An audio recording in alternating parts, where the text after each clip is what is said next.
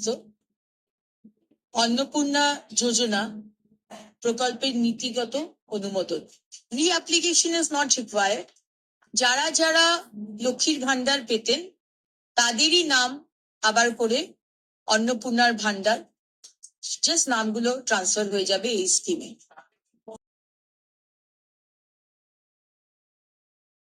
লক্ষ্মীর ভান্ডার পেতেন তাদেরই নাম আবার করে অন্নপূর্ণার ভান্ডার, জাস্ট নামগুলো ট্রান্সফার হয়ে যাবে এই স্কিমে।